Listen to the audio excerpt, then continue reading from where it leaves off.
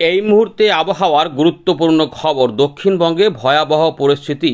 অবশেষে ৪৫ ডিগ্রি ছাড়িয়ে গেল দক্ষিণবঙ্গের তাপমাত্রা। পশ্চিম বর্ধমানের পানাগড়ে এই অবস্থা রেকর্ড করেছে আবহাওয়া দপ্তর। ভয়াবহ পরিস্থিতি। আজও থাকবে লাল সতর্কতা ৬টি জেলাতে। বীরভূম, পশ্চিম বর্ধমান, এর পাশাপাশি বাঁকুড়া, ঝাড়গ্রাম এবং ২ মেদিনীপুর, এইগুলোতে থাকবে তীব্র তাপপ্রবাহ। এর পাশাপাশি ভয়াবহ পরিস্থিতি থাকবে পুরুলিয়া থেকে শুরু করে মুর্শিদাবাদ, পূর্ব বর্ধমান, নদিয়া, হুগলি, হাওড়া, ২ চব্বিশ পরগনা সহ কলকাতা। এইখানে তাপমাত্রা অনেকটাই অধিক থাকবে, স্বাভাবিকের থেকে বেশি। দেখছেন খবর বাংলা ইউটিউব চ্যানেল।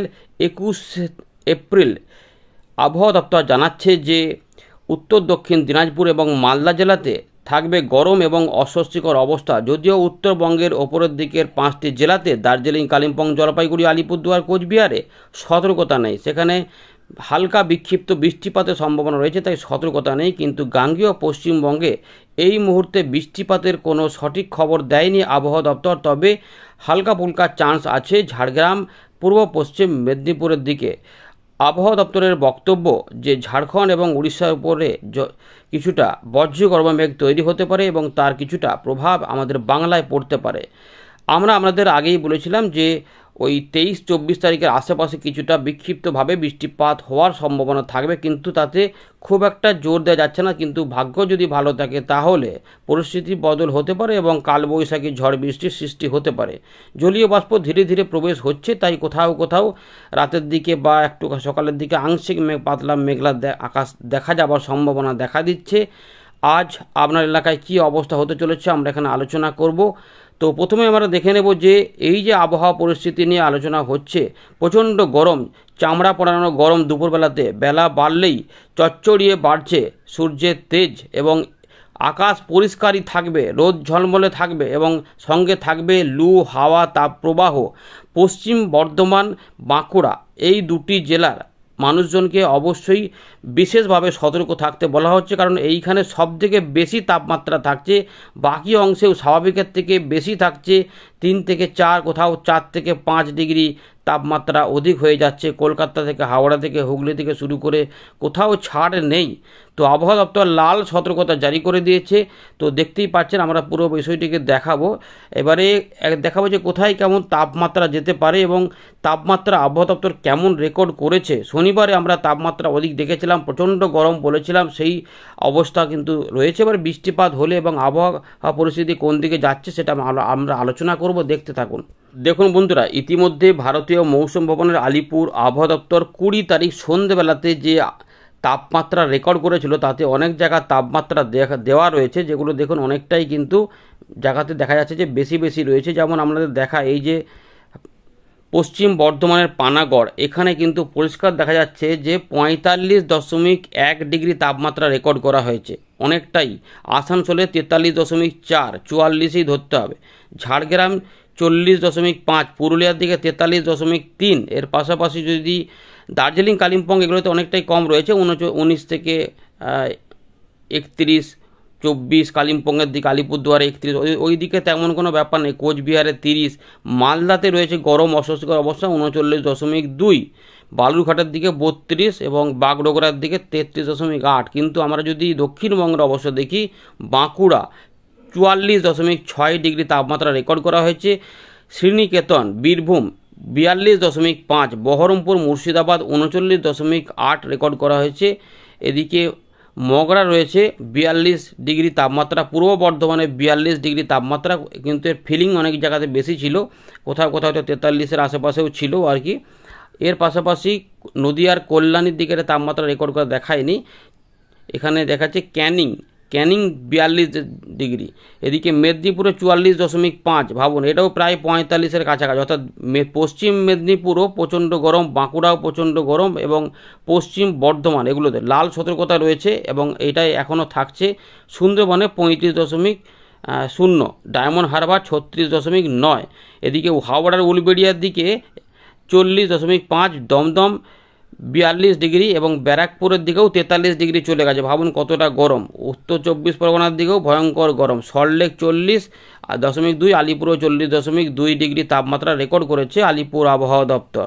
দেখুন ইতিমধ্যে এই তাপমাত্রা এরকমই বজায় থাকবে, তাপমাত্রা কিন্তু এখন আর খুব একটা বাড়বে না, একটা ম্যাক্সিমাম লেভেলে চলে গেছে। তাই এইটা দেখে হয়তো 1-2 ডিগ্রি কমার দিকে পরবর্তী ক্ষেত্রে থাকতে পারে মেঘলা আকাশ হলে। তো দার্জিলিং কালিম্পং 19 থেকে 22, জলপাইগুড়ি আলিপুরদুয়ার কোচবিহারের মধ্যে 33 থেকে 35-এর মধ্যে ঘোরাফেরা করবে। বালুরঘাটের দিকে যেটা থাকবে হয়তো এই 36-37-এর আশেপাশেই থাকবে।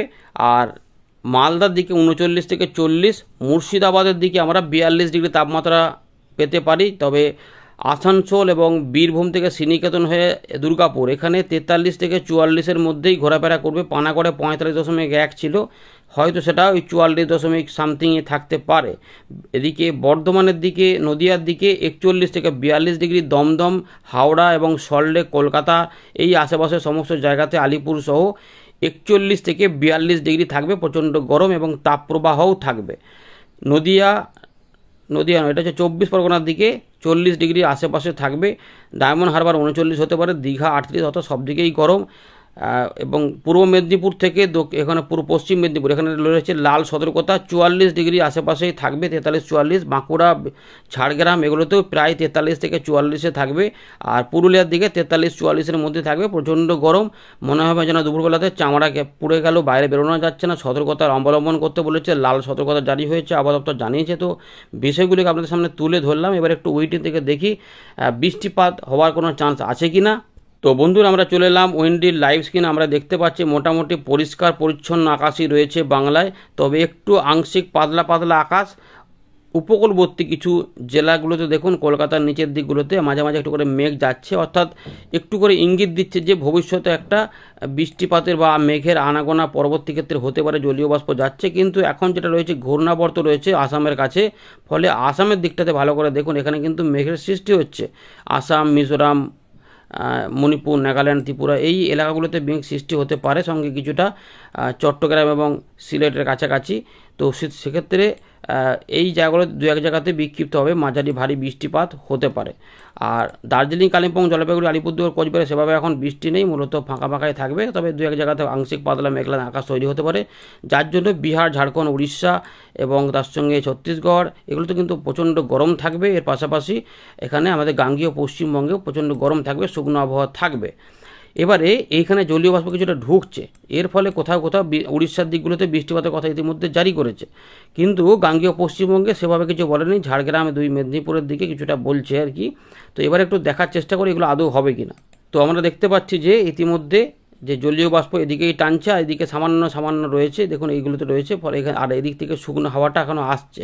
সুতরাং বেলা বাড়লে অস্বস্তিকর বাড়তে থাকবে এবং মোটামুটি বেলার পর থেকেই দেখা যাবে তাপমাত্রা চড়চড়িয়ে উঠছে এবং দুপুরবেলাতে 43, 44, 42 মধ্যে পৌঁছে যাবে। ফলে প্রচণ্ড গরম, যার জন্য লাল কমলা সতর্কতা জারি থাকছে। মালদা থেকে শুরু করে দক্ষিণবঙ্গে পুরোটা এবং বাংলাদেশের রাজশাহী, ঢাকা এবং খুলনা, বরিশালের দিকে ভয়ঙ্কর গরমটা কিন্তু থাকবে।